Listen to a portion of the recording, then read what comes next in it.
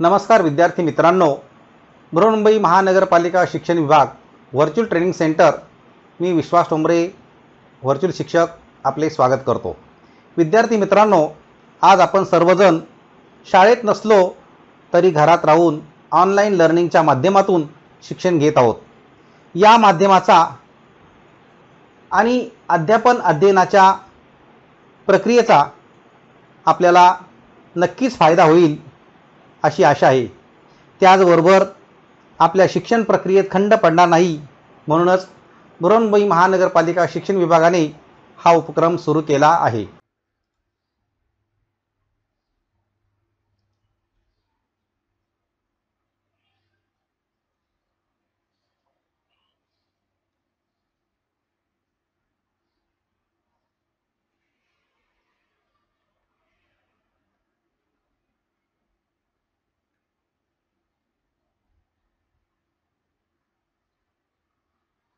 इयत्ता 9वी आपला विषय आहे भूगोल।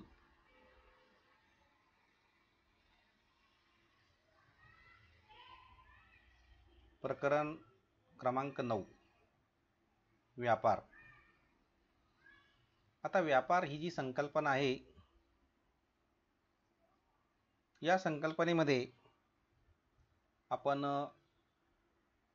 दैनंदिन जी काही माहिती असते त्या दैनंदिन जीवनामध्ये आपल्या अनेक प्रकारच्या गरजा असतात आणि ह्या गरजा पूर्ण करण्यासाठी आपण विविध प्रकारच्या वस्तूंची खरेदी करत असतो। खरेदी करतो म्हणजेच काय, आपण त्या वस्तूंची मागणी करतो आणि ही मागणी पूर्ण करण्यासाठी, ही वस्तूंची जी काही मागणी आहे ती मागणी पूर्ण करण्यासाठी वस्तूचं उत्पादन हे केलं जात असतं। उत्पादक वस्तूंचा पुरवठा करत असतो, म्हणजे त्या वस्तू घाऊक व्यापाऱ्याला तो विकतो। तर अशाच प्रकारे ही व्यापार या शब्दाची एक संकल्पना आहे। आता आपल्या घरामध्ये काही दैनंदिन वस्तू असतात, गरजेच्या वस्तू, त्याची सुद्धा आपण एक यादी करू शकतो। आता या वस्तूंचा वापर कोण कोण करते, या वस्तूंचा पुरवठा कुठून होतो, यादीतील वस्तू तुम्ही कुठून खरेदी करता, खरेदी विक्रीच्या क्रियेला तुम्ही काय म्हणाल, वस्तूंची विक्री करणारा दुकानदार वस्तूंच्या बदल्यात काय देतो, काय घेतो, आणि या वस्तू तुम्ही जिथे खरेदी केल्या असतील तिथे या वस्तू कोठून आल्या व त्यांचा मूळ स्रोत कोणता, याची आपण माहिती जर घेतली आणि ती जर आपण या वस्तूंची यादी जर केली, यादी करून ती वस्तू काय घेतली, त्या वस्तूच्या नावापुढे जर लिहिलं कुठून आली, तर आपण बरीचशी माहिती या व्यापाराच्या संदर्भामध्ये मिळवली असं म्हणता येईल। म्हणजे एकंदरीत व्यापार हा जो भाग आहे, हा व्यापाराचा भाग वस्तू विकत घेणे हा इथे एक भाग आलेला आहे। की यावरून आपल्या काय लक्षात आलेलं आहे की आपल्या ज्या काही गरजेच्या वस्तू आहेत, ह्या गरजेच्या वस्तू आपण दुकानातून, बाजारातून किंवा मॉलमधून खरेदी केलेल्या असतात। विक्रेता जो असतो, हा विक्रेता त्या वस्तू तयार करत नाही, स्वतः त्या बनवतही नाही आणि स्वतः त्या वस्तू तयार करतही नाही। त्या वस्तू ते कोठून तरी आणत असतात। या सगळ्याच वस्तू आपल्या परिसरामध्ये तयार होतात असंही नाही, या वस्तू अनेक दूरदूरच्या ठिकाणी तयार होत असतात। घाऊक बाजारपेठ, कारखाने, कृषी उत्पन्न बाजार समित्या या ठिकाणाहून या वस्तू प्रथम किरकोळ विक्रेत्याकडे येत असतात आणि पुढे त्या आपल्यापर्यंत पोहोचतात। म्हणजे ह्या ज्या मोठमोठे बाजार आहेत, बाजार समित्या आहेत, कृषी उत्पन्न बाजार समित्या किंवा कारखाने, इथून त्या वस्तू सगळ्या येत असतात। मग सगळा जो माल असतो तो पहिल्यांदा मुख्य बाजारामध्ये येत असतो आणि तिथून तो घाऊक व्यापारी, जे काही मोठे व्यापारी असतात, त्या मोठे व्यापाऱ्याकडे येत असतो। त्यानंतर मोठे व्यापाऱ्याकडचा जो माल आहे, तो जे काही किरकोळ व्यापारी आहेत, ते किरकोळ विक्रेते ते घेऊन जातात आणि पुढे नंतर ते आपापल्या भागामध्ये तो माल विक्रीसाठी ठेवत असतात। म्हणजे याचाच अर्थ मग त्यानंतरच त्या वस्तू आपल्यापुढे आपल्याजवळ पोहोचत असतात। तर अशा रीतीने ह्या ज्या दैनंदिन जीवनामध्ये आपल्या ज्या काही गरजा असतात, अनेक प्रकारच्या गरजा असतात, आणि या गरजा पूर्ण करण्यासाठी आपणच या वस्तूंची खरेदी करत असतो. म्हणजे खरेदी करतो म्हणजे काय करतो, आपल्याला त्या वस्तू आवश्यक आहे म्हणून आपण त्या वस्तूची मागणी करत असतो. म्हणजे मगाशी सांगितलं होतं की वस्तूची मागणी पूर्ण करण्यासाठी या वस्तूंचं उत्पादन केलं जात असतं, आणि वस्तूंचा पुरवठा हा शेवटी कोण करत असतो, उत्पादक करत असतो. म्हणजेच उत्पादकाने त्या वस्तू तयार केल्या, परंतु त्या काय करणार तो, मग त्या वस्तू तो त्या घाऊक व्यापारी असतो, जो मोठा व्यापारी, त्या व्यापाऱ्याला तो विकत असतो. आणि अशाच प्रकारे आपल्या ज्या काही गरजा आहेत त्या गरजा पूर्ण करण्यासाठी वस्तूंची खरेदी आणि विक्री ही होत असते.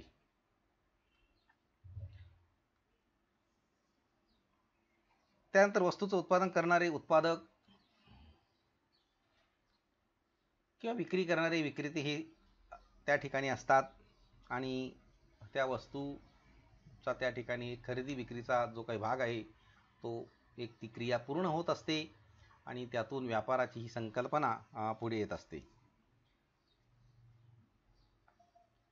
म्हणजे एकंदरीत ग्राहक आणि विक्रेते वस्तूंची खरेदी आणि विक्री करतात किंवा देवाणघेवाण करतात, याला व्यापार असं म्हणतात. ग्राहक आणि विक्रेते वस्तूंची खरेदी विक्री किंवा देवाणघेवाण करतात, याला व्यापार असं म्हणतात. आता इथे घाऊक व्यापारी जो असतो, हा जो माल असतो तो म्हणजे एखाद्या शेतातून थेट घेत असतो. समजा भाजी असेल, मग त्यामध्ये कांदा असेल, तर अशा ठिकाणी तो शेतातून तो माल तिथून घेत असतो, आणि नंतर तो माल घेतल्यानंतर जे काही किरकोळ विक्रेते असतात त्या किरकोळ विक्रेत्यापर्यंत तो पोहोचत असतो. वस्तूंचा पुरवठा हा उत्पादक करत असतो. उत्पादक या ठिकाणी समजा शेतकरी असेल तर शेतकऱ्याने त्याचं उत्पादन केलेलं आहे, आणि तो माल त्या वस्तू त्याने घाऊक व्यापाऱ्यापर्यंत पोहोचलेले असतात.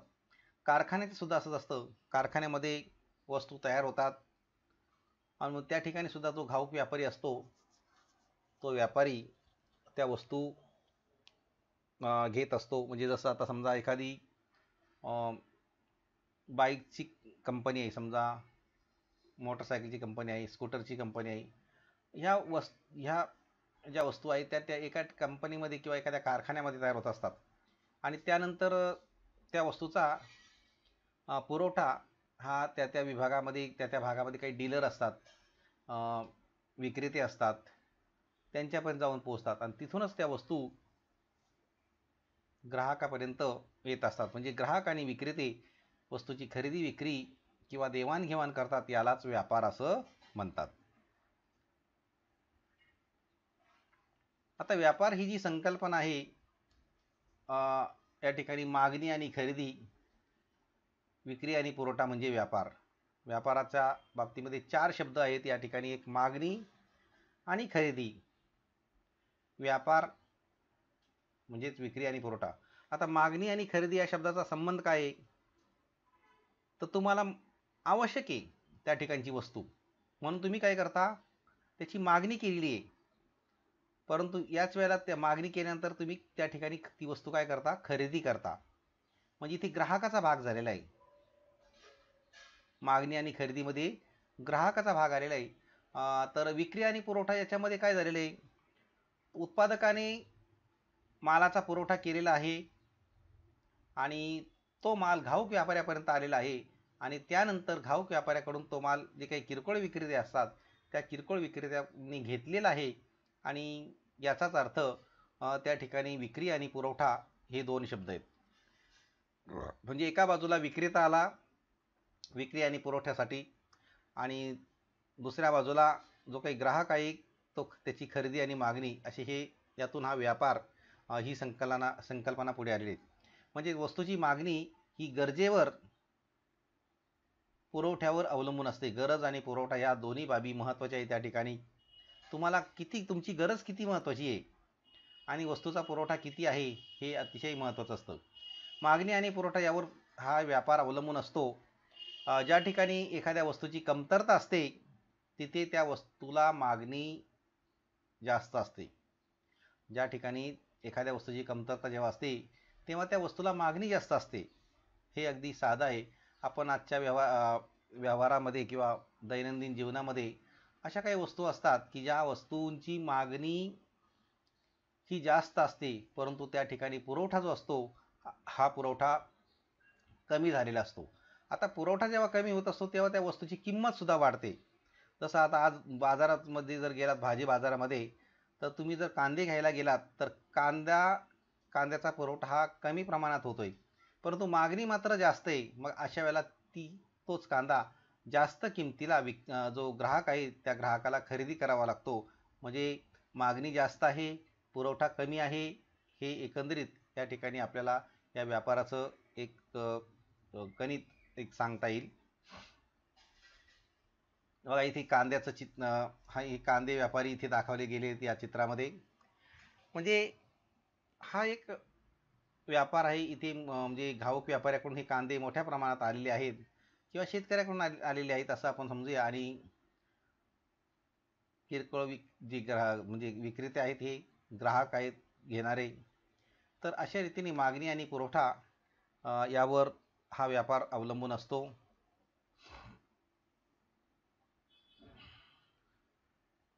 व्यापार ही एक महत्त्वाची आर्थिक क्रिया आहे.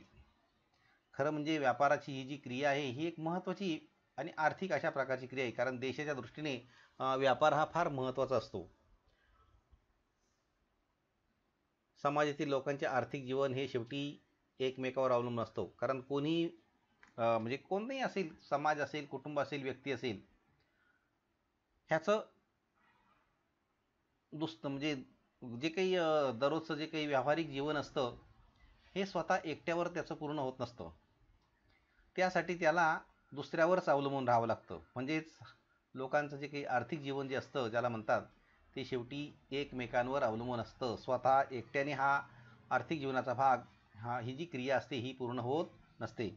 आणि त्यामध्ये असं आहे की कोणताही प्रदेश असेल, कोणतंही राज्य असेल, कोणताही देश असेल, अगदी जगातला कोणताही देश घ्या आणि जगातलं कोणतंही राज्य घ्या किंवा कोणताही गाव घ्या, हे कधीही स्वयंपूर्ण नसतं. कारण त्या ठिकाणी ज्या वस्तूचं उत्पादन होत असतं त्या वस्तूची त्यांच्याकडे मुबलकता असते, मोठ्या प्रमाणात त्या वस्तू असतात. परंतु ज्या ठिकाणी त्यांना काही वस्तू ह्या वस्तूंचं उत्पादनच होत नाही आहे, मग अशा वेळेला त्या वस्तू कुठून आणणार? म्हणजे याचा अर्थ असा आहे की कोणताही प्रदेश हा किंवा देश हा स्वयंपूर्ण नाही. आणि त्याचबरोबर लोकांच्या गरजा पूर्ण करण्यासाठी दोन प्रदेशाच्या दरम्यान व्यापार होणं हे गरजेचं असतं.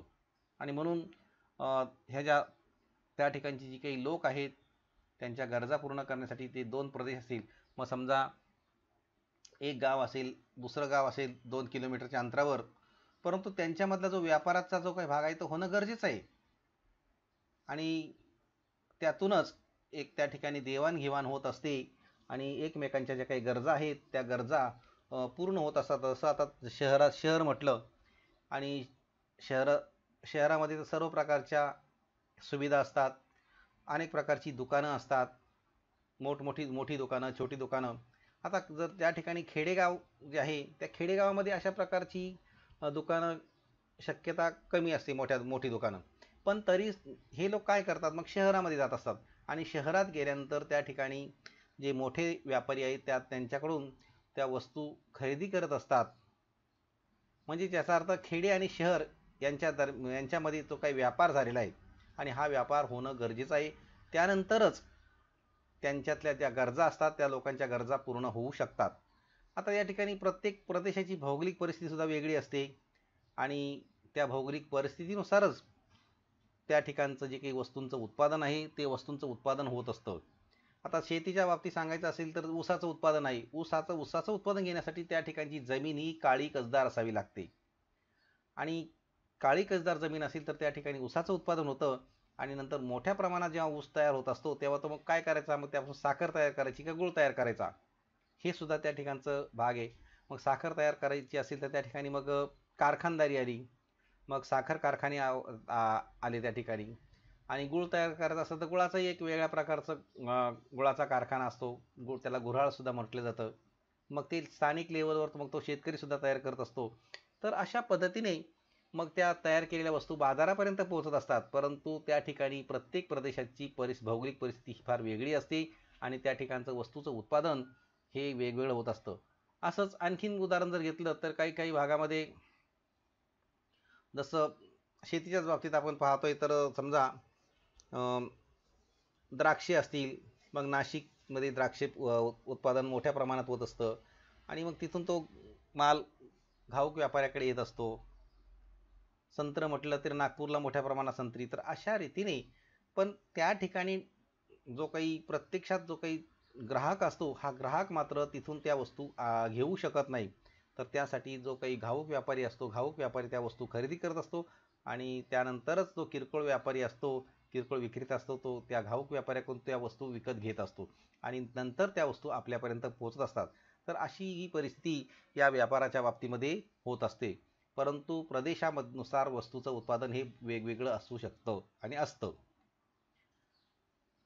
आता इथे ज्या ठिकाणी एखाद्या वस्तूची कमतरता असते तेथे त्या ठिकाणी त्या वस्तूला मागणी असते आणि ज्या ठिकाणी वस्तूचं उत्पादन अतिरिक्त होतं तेथून त्या वस्तूचा पुरवठा होत असतो. म्हणजे जिथे त्या वस्तू मोठ्या प्रमाणात उत्पादन केले जातात, पिकवल्या जातात, त्या वस्तू इतर ठिकाणी पाठवल्या जातात. मी आता ही उदाहरणं सांगितली, द्राक्षी सांगितलं, संत्री सांगितली, कारण यांचं उत्पादन त्या ठिकाणी अतिरिक्त होतं आहे आणि म्हणून ते दुसऱ्या ठिकाणी त्या वस्तू पाठवत असतात, म्हणजे त्या वस्तूचा ते पुरवठा करत असतात.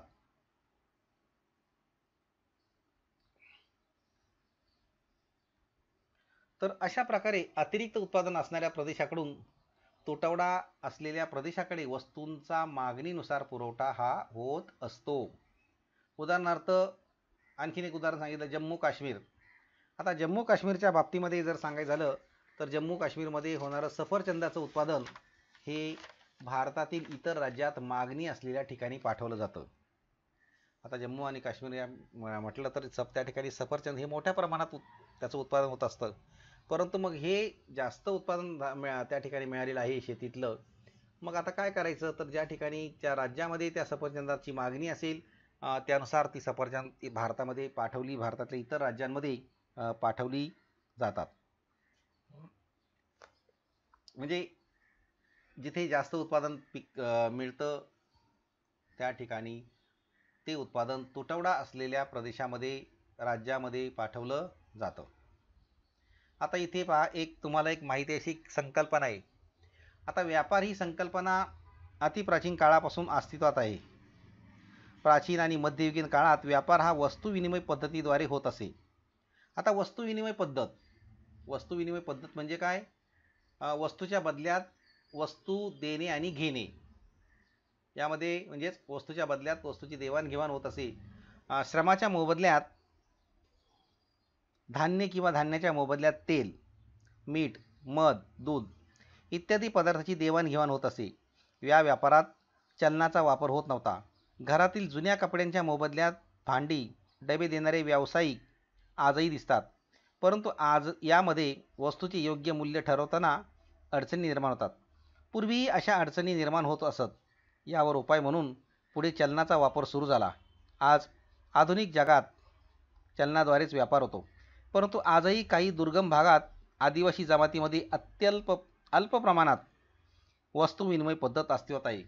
म्हणजे असे काही दुर्गम भाग आहेत की त्या ठिकाणी आजसुद्धा ही वस्तू विनिमयाची पद्धत अस्तित्वामध्ये आहे. कारण त्या ठिकाणी सुविधा नसतात, तो भाग दुर्गम असतो.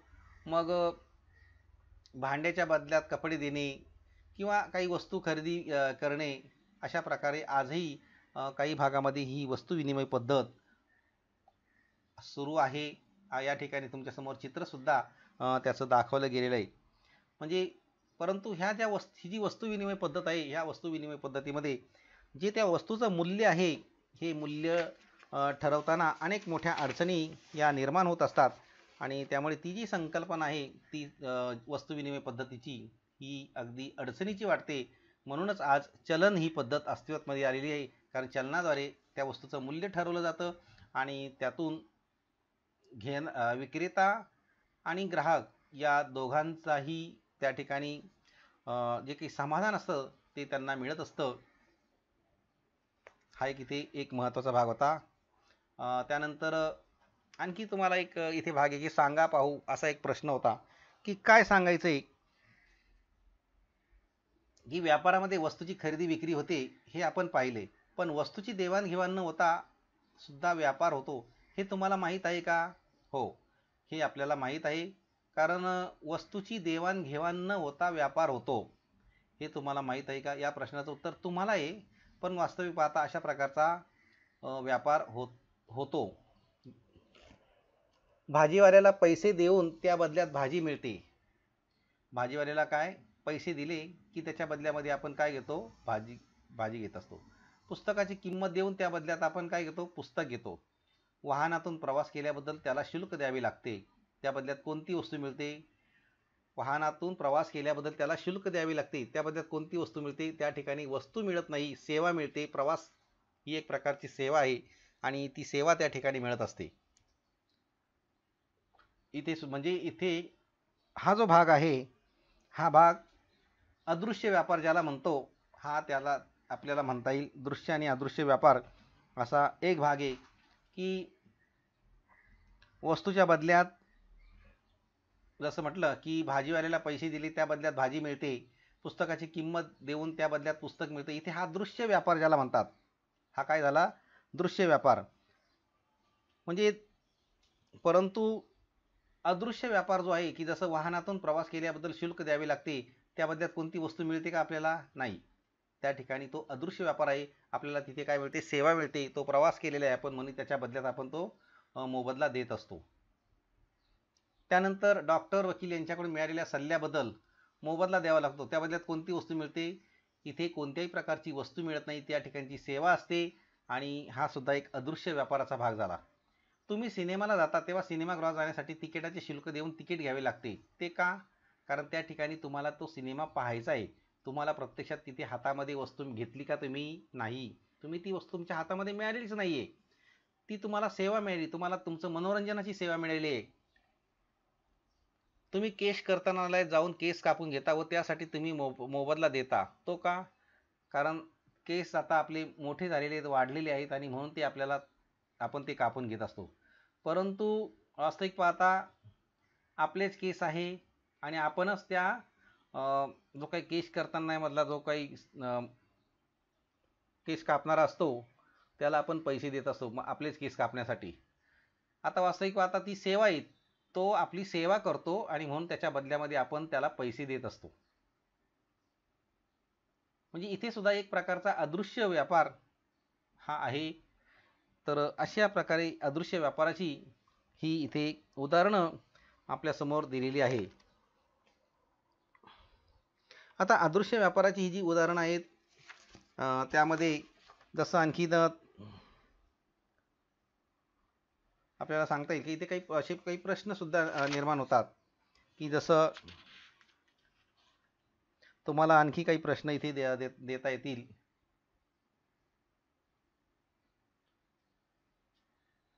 जसं दृश्य व्यापार म्हणजे काय, अदृश्य व्यापार म्हणजे काय, की ह्या ज्या घटना आहेत जेव्हा दृश्य वस्तूंची खरेदी विक्री होते तेव्हा त्याला काय म्हणतात? दृश्य व्यापार. परंतु जेव्हा सेवांची देवाणघेवाण होते तेव्हा त्याला काय म्हणतात? अदृश्य व्यापार. बघा ही दोन चित्र देखील दिलेली आहेत, एक दृश्य व्यापाराचं चित्र आहे आणि दुसरं अदृश्य व्यापाराचं चित्र आहे.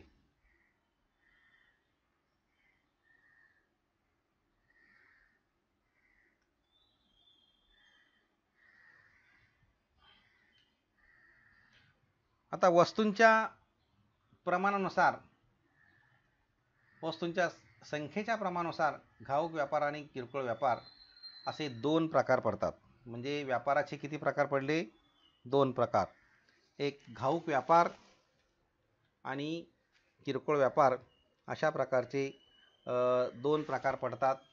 आता आपल्याला एक असा एक भाग आहे की काही प्रश्नसुद्धा असे असतात.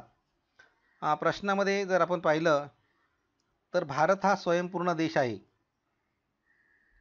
हा एक भाग आहे. म्हणजे हे विधान जर केलं तर हे योग्य आहे की अयोग्य? तर भारत हा देश स्वयंपूर्ण नाही, म्हणजे स्वयंपूर्ण आहे हे विधान अयोग्य आहे. नंतर ज्या ठिकाणी एखाद्या वस्तूचे अतिरिक्त उत्पादन होते त्या ठिकाणी त्या वस्तूंना मागणी नसते. ज्या ठिकाणी एखाद्या वस्तूचे अतिरिक्त उत्पादन होते त्या ठिकाणी त्या वस्तूंना मागणी नसते, हे सुद्धा विधान जे आहे ते अयोग्य आहे. ज्या ठिकाणी एखाद्या वस्तूंचे अतिरिक्त उत्पादन होते त्या ठिकाणाहून त्या वस्तूंचा पुरवठा हा होत असतो. त्यानंतर स्थानिक स्वरूपाच्या व्यापारापेक्षा आंतरराष्ट्रीय व्यापाराची प्रक्रिया सहज व सोपी असते. तर वास्तविक पाहता हे सुद्धा अयोग्य आहे की स्थानिक व्यापार हा सोपा असतो, परंतु आंतरराष्ट्रीय जो व्यापार असतो तो कठीण आणि गुंतागुंतीचा असतो, असे भाग इथे आलेले आहेत काही. आणखीन एक म्हणजे तुम्हाला विचारतात की व्यापार म्हणजे काय. तर व्यापारामध्ये जर सांगता येईल तर ग्राहक आणि विक्रेता यांच्यामध्ये जी काही देवाणघेवाण होते, वस्तूची देवाण किंवा खरेदी विक्री होते, त्या व्यवहाराला काय म्हणतात, व्यापार असं म्हणतात. मग व्यापार ही महत्त्वाची आर्थिक क्रिया का समजली जाते, हा एक भाग आहे. तर व्यापार ही महत्त्वाची आर्थिक क्रिया समजली जाते कारण समाजातील लोकांचे आर्थिक जीवन हे शेवटी एकमेकावर अवलंबून असतं. आणि प्राचीन आणि मध्ययुगीन काळात व्यापार कोणत्या पद्धतीने केला जात होता, तर प्राचीन आणि मध्ययुगाच्या काळामध्ये व्यापार हा वस्तुविनिमय पद्धतीने केला जात होता. त्यानंतर आपण या व्यापाराच्या बाबतीमध्ये आज वस्तुविनिमयाची पद्धत कोठे अस्तित्वात आहे, तर ही जी वस्तुविनिमयाची पद्धत आजही दुर्गम भागामध्ये अस्तित्वामध्ये आहे. आणि अदृश्य व्यापार म्हणजे काय, तर पैसे देऊन व्यापार करण्याऐवजी जेव्हा सेवाची देवाणघेवाण होते तेव्हा त्याला अदृश्य व्यापार असं म्हणतात. आता तर अशा प्रकारे हे काही तुम्हाला छोटे छोटे हे प्रश्न विचारले गेलेले होते.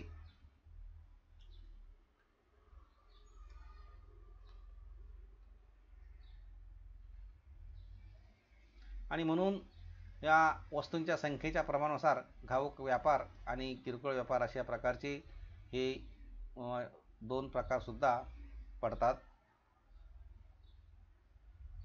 जसं व्यापाराचे प्रकार पडले की वस्तूच्या प्रमाणानुसार वस्तूची नगसंख्या आणि प्रदेश विस्तारानुसार असे दोन भाग आहेत. त्याच्यामध्ये वस्तूच्या प्रमाणानुसार इथे आलं घाऊक व्यापार आणि किरकोळ व्यापार.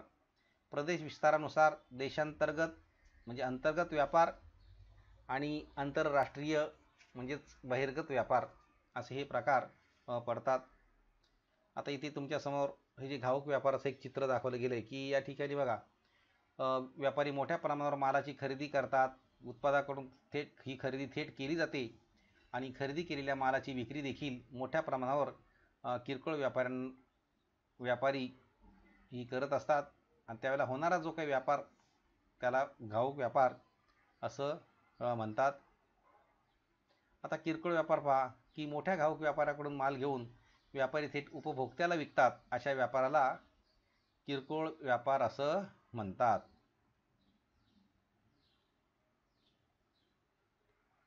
या ठिकाणी तुमच्यासमोर ही चित्रसुद्धा त्याची दाखवली आहेत. किरकोळ व्यापाराची चित्र आहेत. नंतर आपण इकडे घाऊक व्यापाराची चित्र बघू शकतो. इथे किती मोठ्या प्रमाणामध्ये गर्दी आहे, मोठमोठ्या आणि पेट्या भरलेल्या आहेत. बाजारपेठ अगदी मोठी फुल झालेली दिसते या चित्रामध्ये. आणि दुसरं चित्र जर आपण पाहिलं तर या चित्रामध्ये अगदी ग्राहक कमी असतात आणि मालही लिमिटेड असतो, मर्यादित असतो. तर अशा प्रकारे घाऊक व्यापार आणि किरकोळ व्यापार या दोन व्यापारामध्ये जर फरक आपण पाहिला तर घाऊक व्यापार हा मोठ्या प्रमाणात असतो, मोठ्या ठिकाणी वस्तूची संख्याही जास्त प्रमाणात असते. परंतु किरकोळ व्यापारामध्ये हा माल मर्यादित स्वरूपाचा असतो. हे आपल्याला या घटकामध्ये सांगता येईल. आणि तुम्ही घाऊक व्यापार आणि किरकोळ व्यापार ह्या दोन जे काही संकल्पना आहेत त्या नीटपणे समजून घ्यायच्या आहेत. या घटकाची बरीचशी माहिती देण्याचा प्रयत्न करण्यात आलेला आहे. आपणही या घटकाचे व पाठाचे वाचन करायचे आहे आणि पाठ्यपुस्तकात दिलेले जे प्रश्न आहेत त्या प्रश्नांची उत्तरं सोडवायची आहेत. त्याचबरोबर आपल्याला मी काही प्रश्नसुद्धा दिलेले आहेत, ते प्रश्नसुद्धा आपण सोडवायचे आहेत.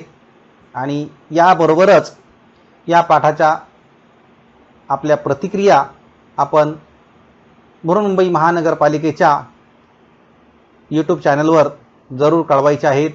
धन्यवाद.